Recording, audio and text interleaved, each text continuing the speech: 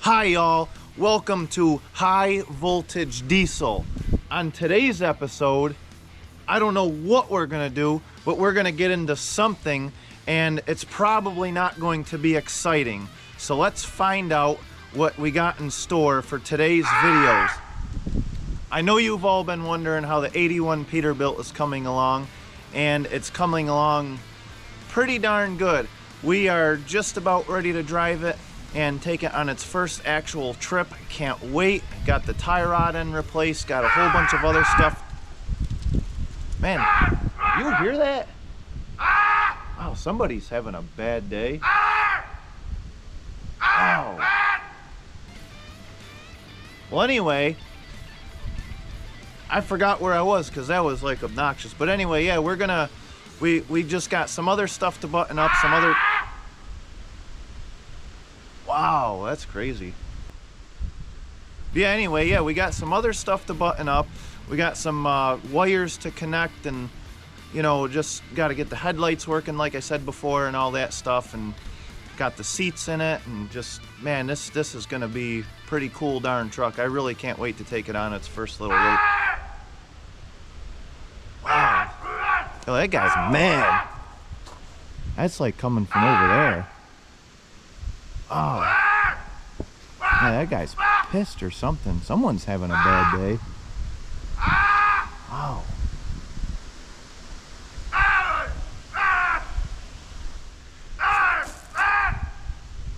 Oh, man. We should go find out what that is. That's crazy. What's going on, guys? What is going on around here? What? Like, that sounds close. I own like well over 1,500 feet this way, and it sounds like it's coming from right here. What's going on? Oh. That's like coming from right over there. It almost sounds like a wild animal or something. I don't know, guys. Should we keep going after it and figure out what's going on? This is supposed to be a truck channel. I mean, you get it? High voltage diesel? Yet we're like going on like Sasquatch hunts or something. Wow. I don't know if that's an animal or that's somebody pissed off. Someone must be triggered because of the Jake brake on that truck. That's what it is. Someone's mad because of that Jake brake. I guarantee it.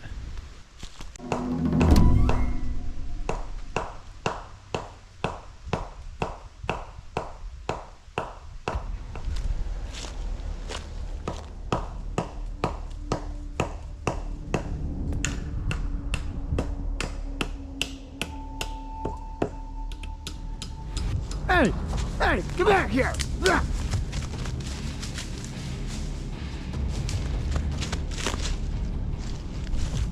The hell?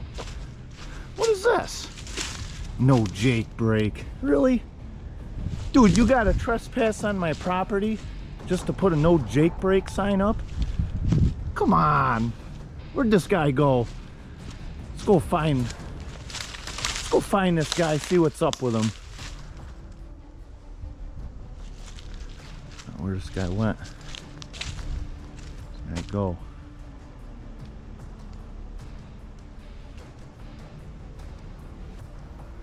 Looks like he went this way.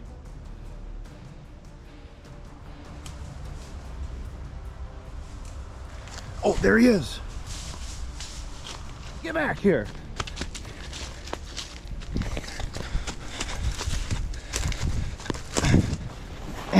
Ow.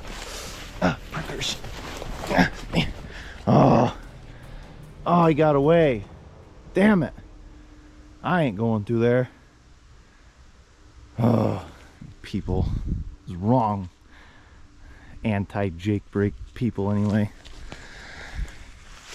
See what kind of stuff that, you know, I haven't had a Jake brake, a truck with a Jake brake on it for like 6 years since I sold my 379.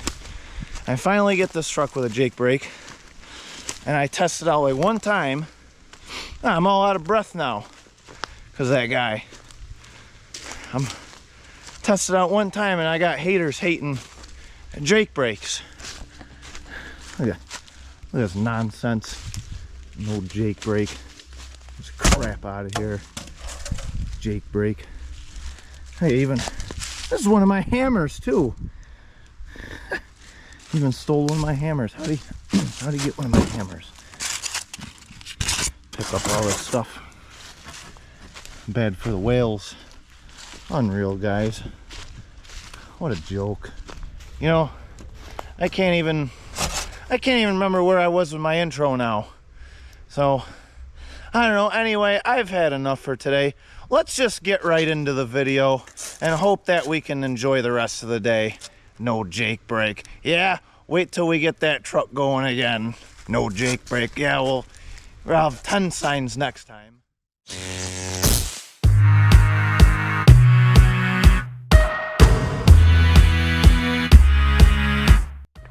Let's see what's new here. Looks like we got some seats in.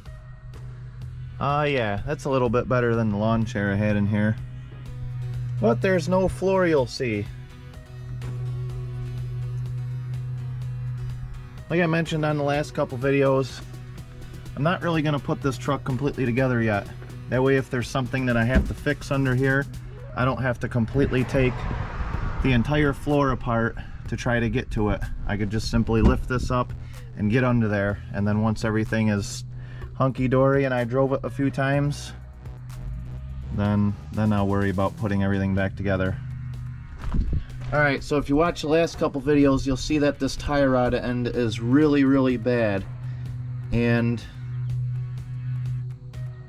it actually makes the truck really hard to drive, and you shouldn't drive it like this. So I called the local truck parts place. This is an 81 Peterbilt. They can't really locate anything. They prefer that I bring it down there, so I am in the process of taking it off. The only thing I did so far is just pull this bolt and the cotter pin out. I have no idea. It's probably going to be pretty hard to get apart. These are usually pretty fun to get off after they've been on there for 20 years. I'll give you an idea how bad it is here. I'll go wiggle the steering wheel so you can actually see how bad it really is.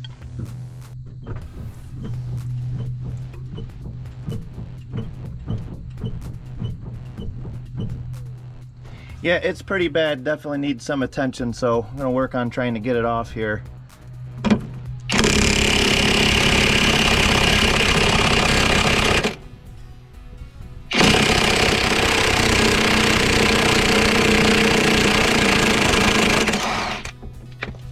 Oh, I can't believe that just came off. That is crazy that that actually just came off.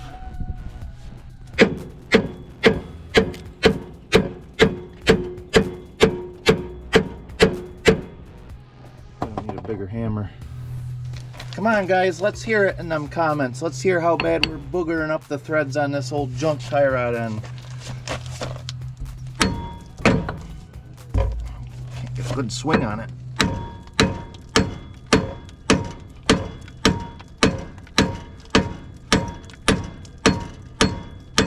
Wow. Alright. There just ain't enough room to get a good swing on this thing. Man. Alright. Have to heat it up.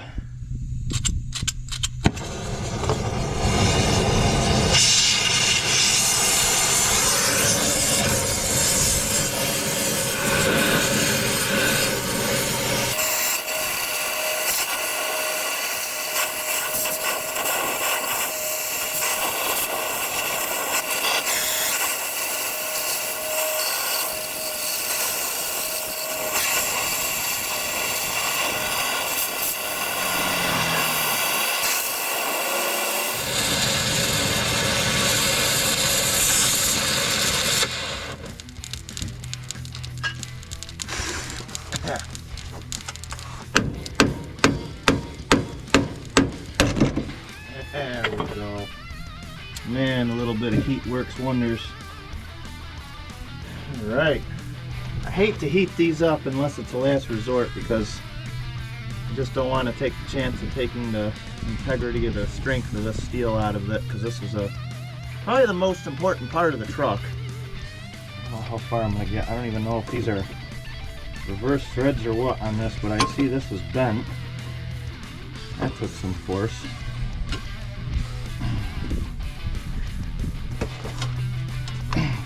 These usually aren't fun to get off either.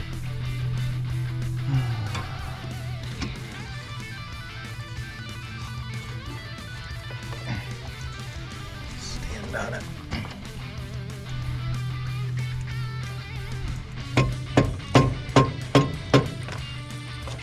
Getting somewhere.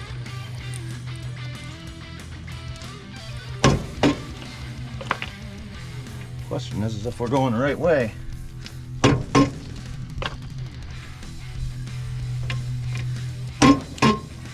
Sure feels like we are.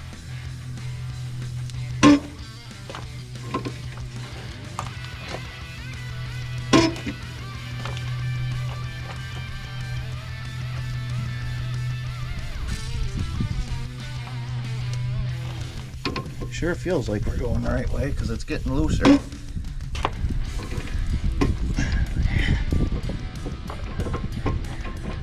Yeah, we're going the right way. Right.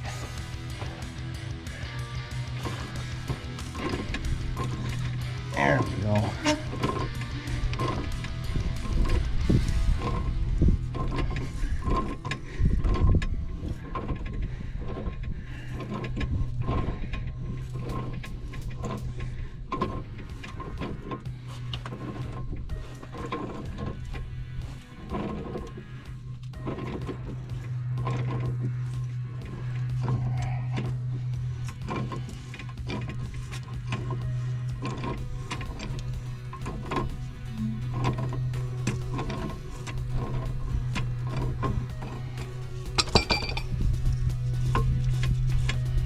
Hot. Woo. Warm.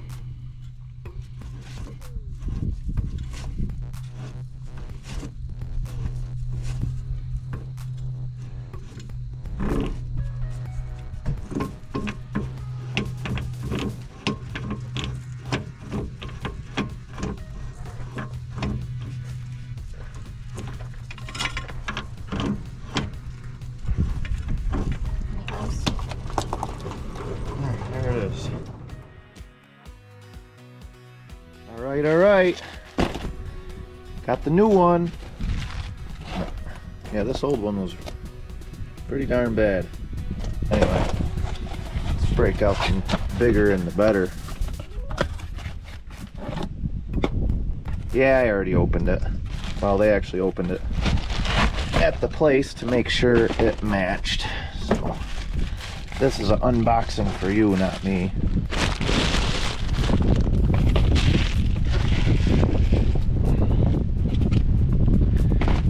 Definitely looks like she's pretty darn close. Alright, good. Yeah, I like to grease these up. That way in 5 years, if you need another alignment done, well, at least you gotta hope you can get the damn thing apart.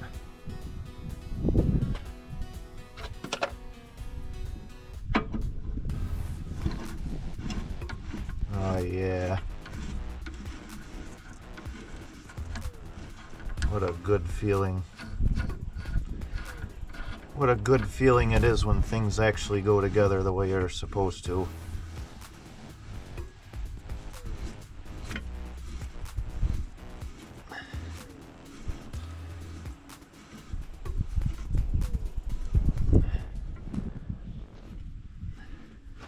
You know, this thing was only $65 after tax. If I wouldn't known that, I should have just done both, but last time I bought one of these, it was over $100. And it was for my 379. Actually, pretty darn close to where we gotta be here. Alright. Put a little bit of grease on this. Like I said, if I ever got to take it apart again, it's just gonna make it that much easier.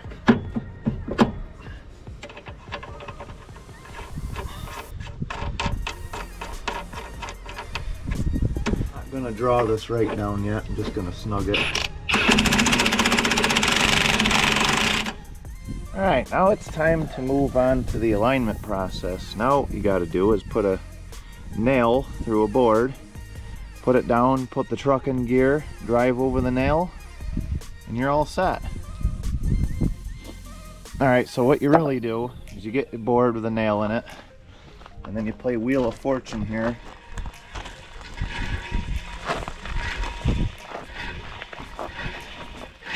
Get that wheel going fast. Nice and easy.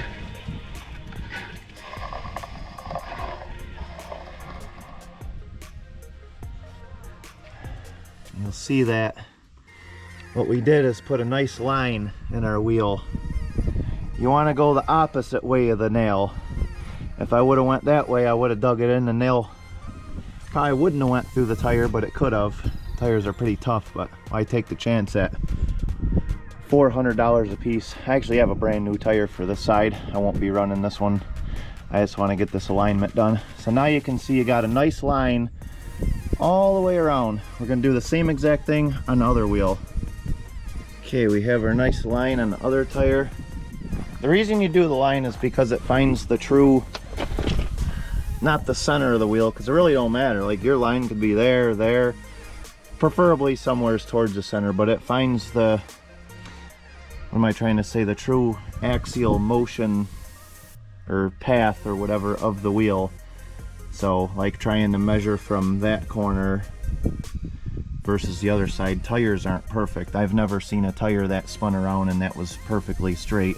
So that's what that does, is that finds the center. So now your next step is take your old trusty tape measure. It's a lot better to try to do these, well, I mean, you can't do anything about it, but when you have a truck where the oil pan isn't in the way,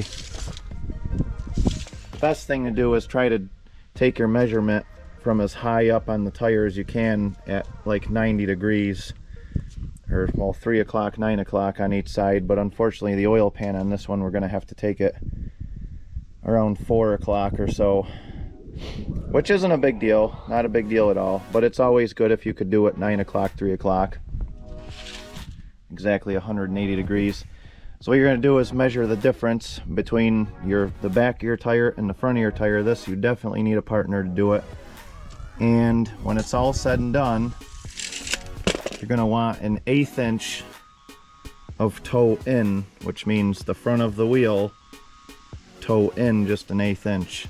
That's the way I was taught. That's the way I've always done it. And you know what? I'm going to have people in the comments telling me to do it different and all that. But you know what? I've run, you know, I probably got over 1 million miles under my belt. And I've done it this way every time I've changed something. And you know what?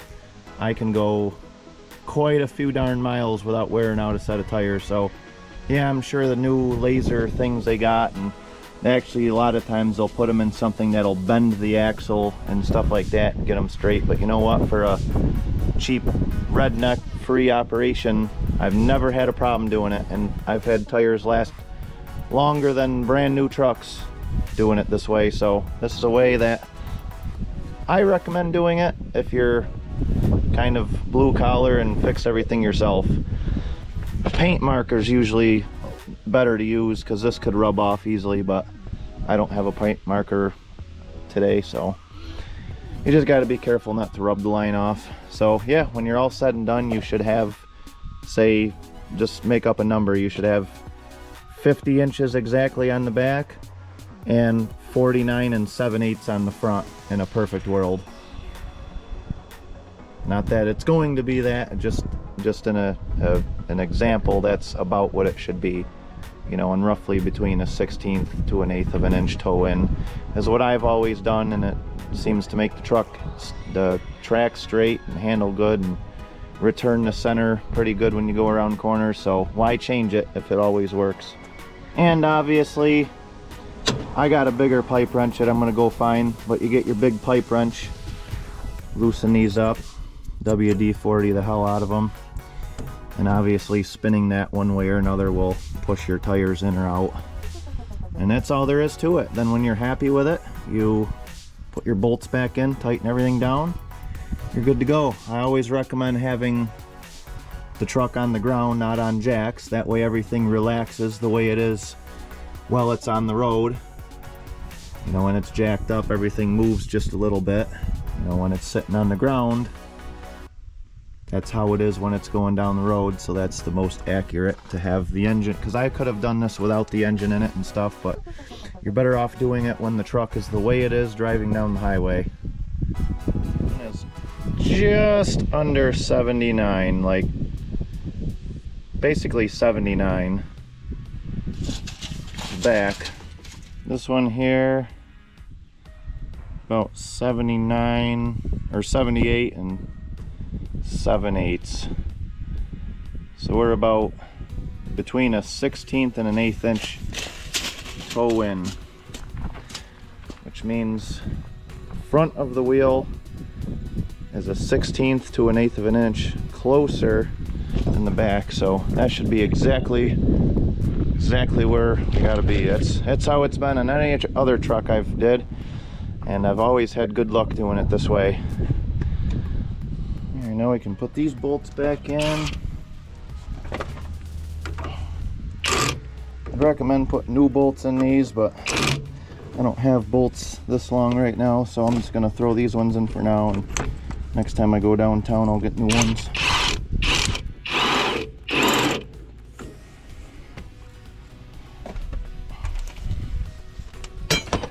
Just 5/8 bolts, but I don't have any that are this long on me.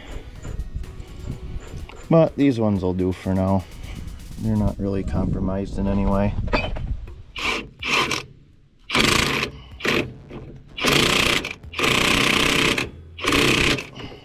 Alright.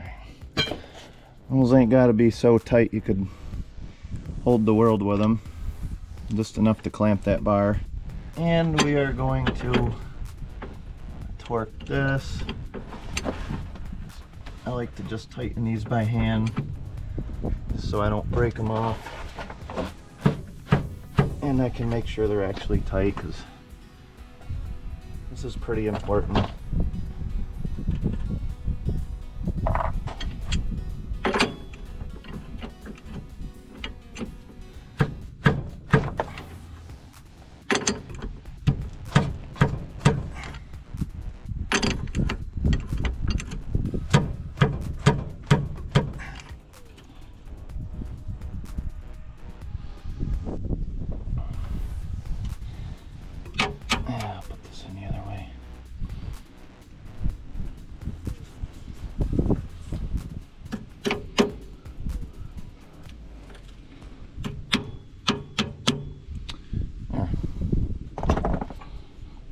Bolt in.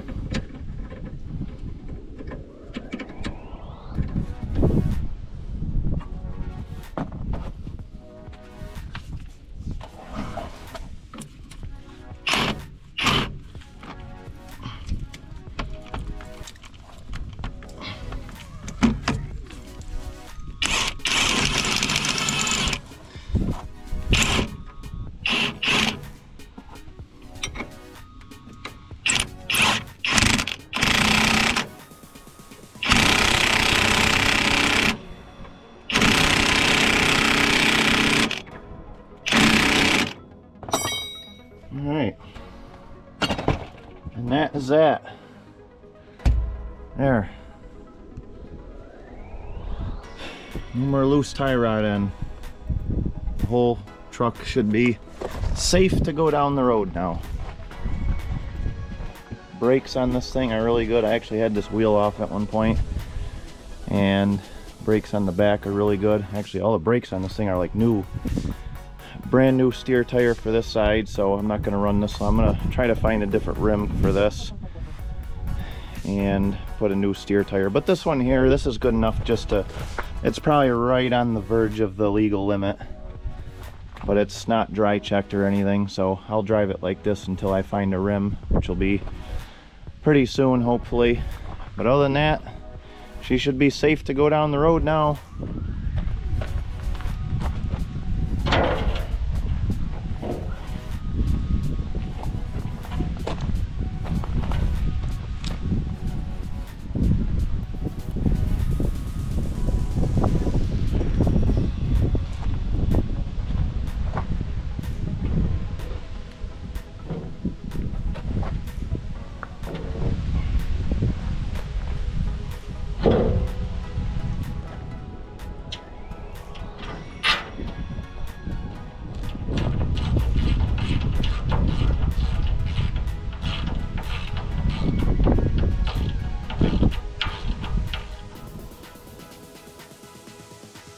There. Yeah, I could definitely say the old girl definitely needs a new bumper. That bumper looks like absolute garbage, but it's free. That's what I have. And at least now the truck looks complete again. The only thing that's big that's not on the truck is this step. And I'm gonna leave that for now because I'm still gonna have to get under there to tidy things up. I would have left the other one off too, but I need the battery box, so yeah, I know we're all disappointed. I put the stupid stack muffler on this thing. I didn't want to put a muffler on this at all. However, I don't have the money right now to buy a straight pipe or even two. I'd like to put twin stacks on this. It'll come eventually, but this is what I have. It fit on. It is what it is. I don't like it, but I'll have to live with it. The truth of the matter is I still have water in this cooling system, and it's the middle of October. And yeah, in New York, in probably another few weeks, we could be freezing at night. So it's more important that I spend $300+ on antifreeze for this than spend $300 and possibly $400 on stacks for this thing, probably more than that. So that's just the way it is. So as I said before, I'm gonna run this truck several times with water in it. It's not gonna work. It's not gonna get hot enough to boil and cavitate, so just chill out there. We don't need any armchair meltdowns. And I'm gonna run it, put a few miles on it, drain it, fill it back up, run it, a few miles, drain it, fill it back up. And I'm gonna do that till the cooling system is clean, and then I will get the red cat antifreeze, and then she'll be all set. I still have to finish up the front headlights, but I'm waiting on a junction box for the wires, so I'm not driving it in the dark anyway. Just enough to drive it around the block, around real close in case something happens. I'm not far away. All right, we're ready to start it up again. Just put a new fuel filter on it. I got to replace this one here, but I got to take it apart to get the number off of it. So that one there I was able to cross-reference, so got that on there. Everything checked. Now I can hear what it sounds like with this stupid muffler on it.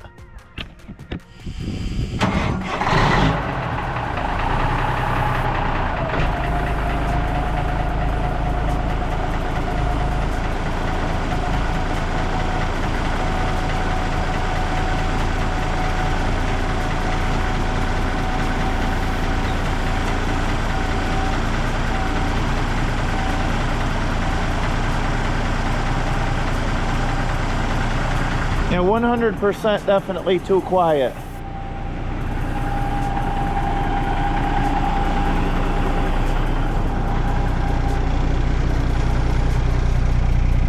You can barely even hear the thing. That's stupid. You gotta be able to hear a cat. I don't like it. You know, on my 379 when I was younger, when I first got it, I didn't like the mufflers, but I couldn't afford stacks. I actually cut the mufflers open, took all the shit out of them, and then welded it back up. It actually sounded pretty cool. I might do that to this. I don't know.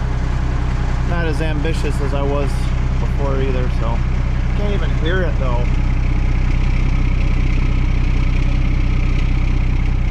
can't have that.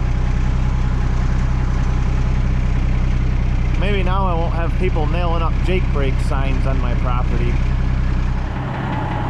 And now I could take those blocks there out from under the cab and actually have an air ride cab now. Now that I should be pretty much done working under there for the most part.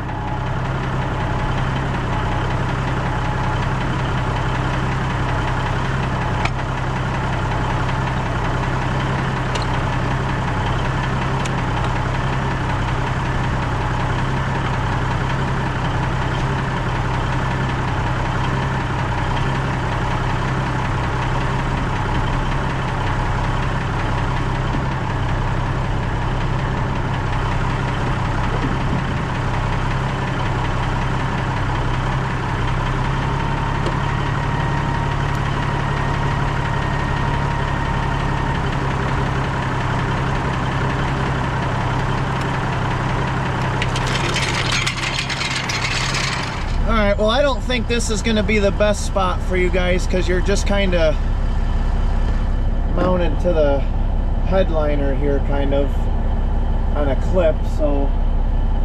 But we're going to take it for a little ride. Not really the best ride in the world, best view, but we'll see what we can do.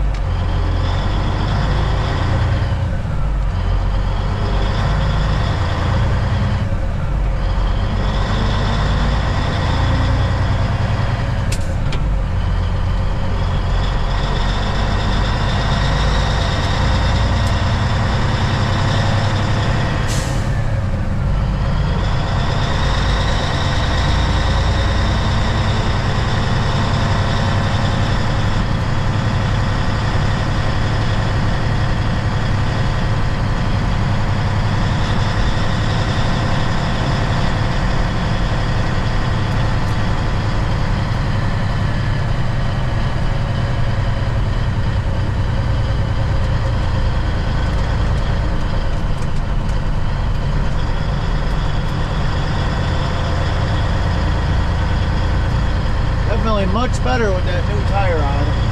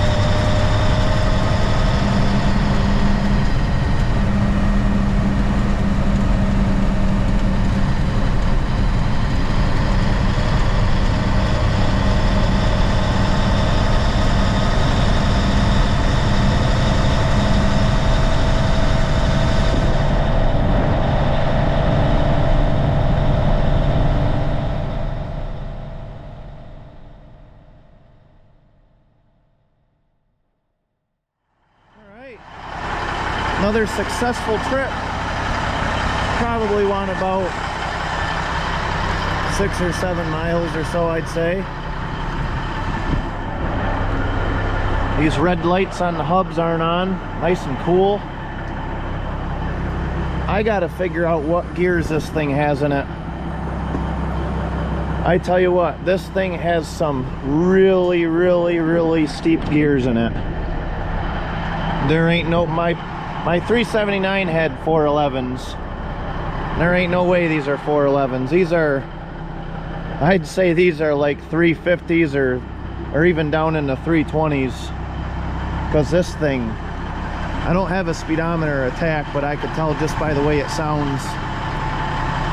This truck, just a educated guess, this truck would probably go like 65 at like 1500. Really steep gears. That's all right though. I'd rather have gears that are a little too steep than too low.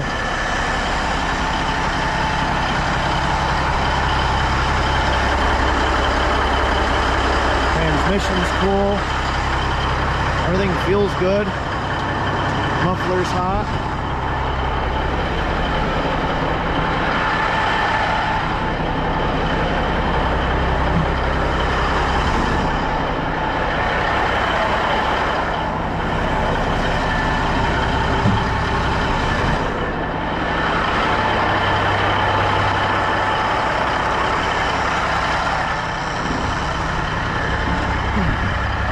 Hood is heavy. They ain't got no oil spraying all over. Lights work. Man, I'm super happy, guys.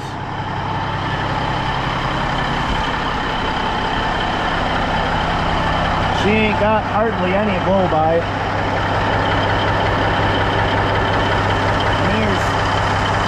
There's barely any blow by coming out of there, so that's a good sign.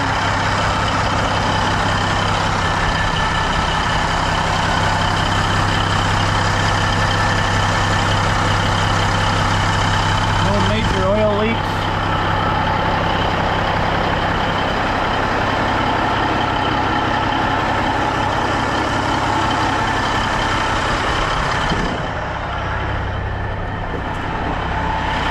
Yeah, I'm super happy, guys. Well, guys, I'm gonna have to finish this video in the dark. It's Wednesday night. I gotta leave first thing in the morning to go out of town into the weekend, so I'd like to have this video posted by Saturday for everyone, because that kind of seems to be the day. And so it's cold and crappy. It's not really the ride we were all hoping for, but I actually have some plans to kind of get this truck introduced into the channel. So stick around for the next video of this truck. There's gonna be a couple more videos of other things in between, but the next video of this truck should be pretty cool, and it's gonna kind of be an experimental thing. At least I'm gonna try to anyway. So stay posted for that. But all right, we will see you guys in the next video. Thanks for watching High Voltage Diesel once again. Keep them Jake brakes roaring. Don't let them people nail up signs that don't like Jake brakes. Just keep cutting the pipe shorter and shorter and shorter and make them louder and louder.